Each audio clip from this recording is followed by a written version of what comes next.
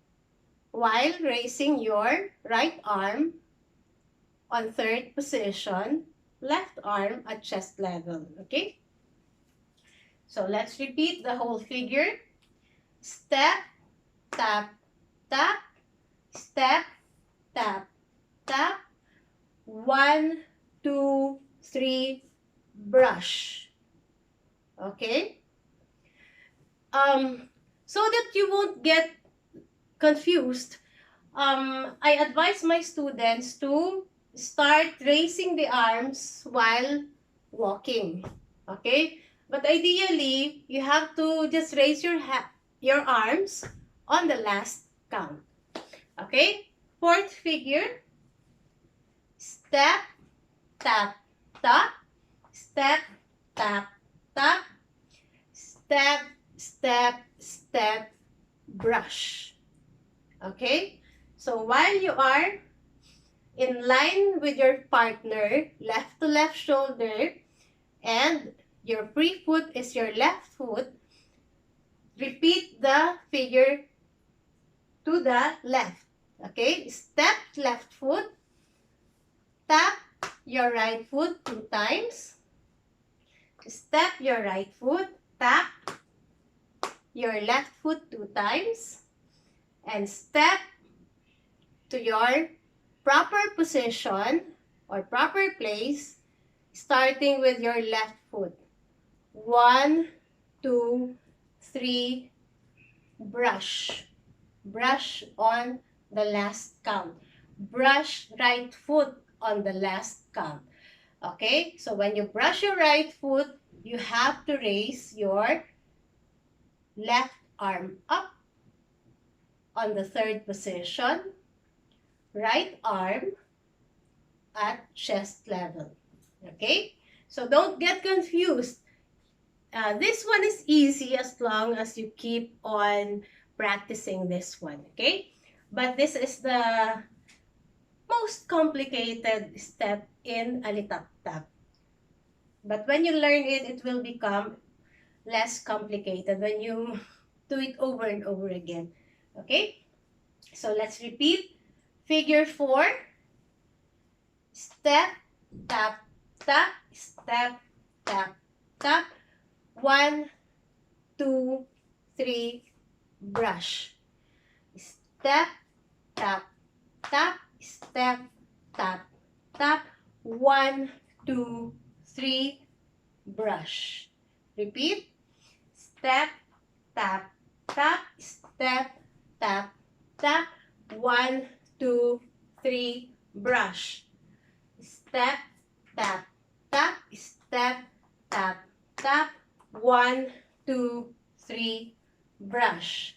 So that's the end of the whole figure. We just have to repeat figure 1 and 2. Okay? So figure 1, back to figure 1. 1, 2, 3, 1, 2, 3, 1, 2, 3, 1, 2, 3, 1, 2, 3, 1, 2, 3, 1, 2, 3, 1, 2, 3, 1, 2, 3, 1, 2, 3, and last. 1, 2, 3, 1, 2, 3, 1, 2, 3, 1, 2, 3, point, 2, 3, point, 2, 3, 1, 2, 3, 1, 2, 3, and turn. 2, 3, 1, 2, 3, repeat. 1, 2, 3, 1, 2, 3, 1, 2, 3, 1, 2, 3, 1, 2, 3, 1, 2, 3, and slowly turn to the right because that is now the ending, and bow on the last count. The whole figure of this dance with music is already posted on my YouTube channel. You just have to check it out, okay? So let's repeat the whole figure this time by just counting. Okay? Let's do it slowly, and as you progress, you just have to move faster to catch up with the music. Figure 1.